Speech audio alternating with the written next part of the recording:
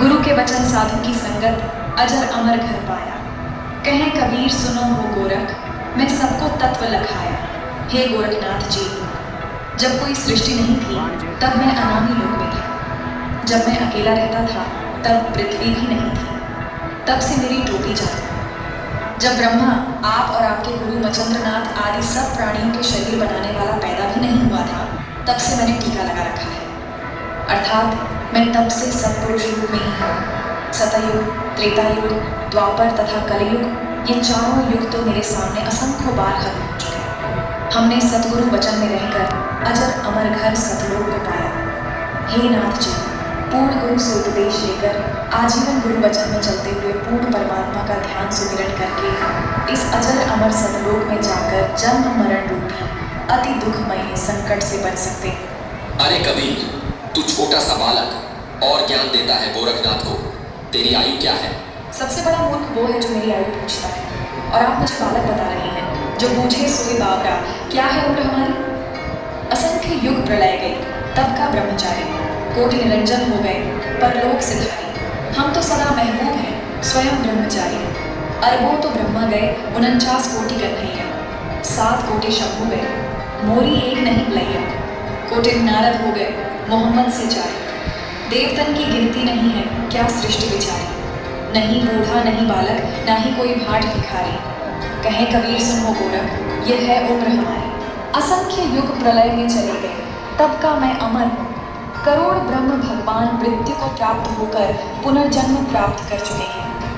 अन्य भगवान जिसका तुम आश्रय लेकर भक्ति कर रहे हो, वे नाशवान हैं। फिर नाथ जी आप अमर कैसे हो सकते हैं? अरबों तो ब्रह्मा मर चुके हैं, और 49 करोड़ बार कृष्ण जी की मृत्यु हो चुकी है, तथा 7 करोड़ बार शिव जी मर चुके हैं। लेकिन मेरी एक पल भी आयु कम नहीं हुई है। मैं अमर पुरुष हूँ। केवल सत्य पुरुष ही अजर अमर परमात्मा है, तथा उसी का सतलोक अमर है, जिसे अमर लोक भी कहते हैं। वहाँ की भक्ति करके भक्त आत्मा पूर्ण मुक्ति होती है, जिसका कभी मरण नहीं होता। हे गोरखनाथ जी, ये उपलब्धि सोहम शब्द के जाप से प्राप्त होती है। जो उसके मर्म भेदी गुरु से मिलता है, उसके बाद फिर सार नाम मिलता है, और सतलोक में वास तथा सत्पुरुष की प्राप्ति होती है। करोड़ों नारद तथा मोहम्मद जैसी पवित्र आत्माएं जन्म कर मर चुकी हैं, देवताओं की तो गिनती भी नहीं। फिर आम मानव शरीरधारी प्राणियों तथा जीवों का तो हिसाब क्या लगाया जा सकता है? मैं न बूढ़ा न बालक, मैं तो जवान रूप में रहता हूँ, जो ईश्वरीय शक्ति का प्रतीक है। ये तो मैं लीलामयी शरीर में आपके समक्ष हूँ। ये सुनकर गोरखनाथ जी और क्रोधित हो जाते हैं और अपने त्रिशूल के ऊपर के भाग पर सिद्धि से कूद कर बैठ जाते हैं। कबीर, यदि तू इतना महान है तो मेरे बराबर में आकर बातें कर। हे नाथ जी, हम ज्ञान गोष्ठी के लिए आए हैं, न कि ये नाटक करने के लिए। आप नीचे आकर ज्ञान चर्चा करो, ताकि जनता को सच्चाई का पता लग सके। तेरे पास कोई सिद्ध शक्ति नहीं है। तू और तेरा गुरु दुनिया को गुमराह कर रहे हो। आज तुम्हारी पोल खुलेगी। अगर शक्ति है तो आओ बराबर में, यही चर्चा करेंगे, नहीं तो हार स्वीकार कर लो। ठीक है गोरखनाथ जी। कबीर जी अपनी कुर्ते की जेब से 150 फीट लंबी धागे की रील निकालते हैं और उसके एक छोर को पकड़कर सीधा ऊपर की तरफ फेंक देते हैं। धागा सीधा खड़ा हो जाता है और कबीर साहिब जी उस धागे के अंतिम छोर पर जा बैठते हैं। नाथ जी, अब आप आओ मेरे बराबर में, यहाँ बैठकर चर्चा करेंगे। गोरखनाथ जो ही ऊपर की तरफ उठते हैं, वैसे ही धड़ाम से नीचे गिर जाते हैं।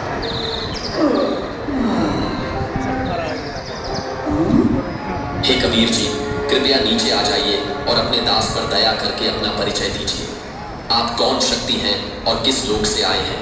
हे गोरखनाथ जी, मैं तो अवगत स्थान सतलोक से आया हूँ। मैं तो स्वयं शक्ति से बालक रूप बनाकर काशी में एक लहर तारा तालाब में कमल के फूल पर प्रकट हुआ, जहाँ से नीरू नीमा नामक जुलाहा दंपति मुझे अपने घर ले आए। मेरे कोई माता पिता नहीं है, न ही मेरी कोई पत्नी है, और जो उस परमात्मा का वास्तविक नाम है वही कबीर नाम मेरा है।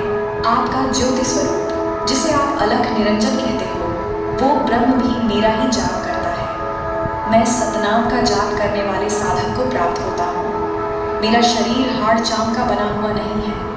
मेरा मूल स्थान सतलोक है, जहाँ सतनाम के जाप के आधार से जाया जाता है। नाथ जी, आप ज्योति निरंजन के जाल में ही फंसे हुए हो। न जाने आपके कितने जन्म हो चुके हैं, और कितनी बार आप 84 लाख योनियों में कष्ट उठा चुके हैं। यदि आप मेरी शरण में नहीं आते तो आपकी 4 युगों की भांति काल कलयुग में नष्ट कर देता है। हे कबीर जी, मुझे आपकी बात पर विश्वास हो गया है, लेकिन मैं आपकी एक परीक्षा लेना चाहता हूँ। मैं दरिया में डुबकी लगाऊंगा। यदि आप मुझे खोज लोगे तो मैं आपका शिष्य बन जाऊंगा। ठीक है गोरखनाथ जी, छुप जाओ दरिया में। ये सुनकर गोरखनाथ गंगा नदी की तरफ चल पड़ते हैं और साथ में दर्शक भी पीछे पीछे चल पड़ते हैं। गंगा के पास जाकर गोरखनाथ जी गंगा में छलांग लगाकर मछली का रूप धारण कर लेते हैं। कबीर परमात्मा भी गोरखनाथ जी के बाद गंगा दरिया में डुबकी लगा देते हैं और सैकड़ों मछलियों के बीच गोरखनाथ को पकड़कर तथा उनका असली रूप बनाकर उन्हें किनारे पर ले आते हैं। इस प्रकार गोरखनाथ जी ने कबीर साहिब जी को पूर्ण परमात्मा स्वीकार किया और उनके शिष्य बने तथा कबीर साहिब जी से भक्ति प्राप्त की।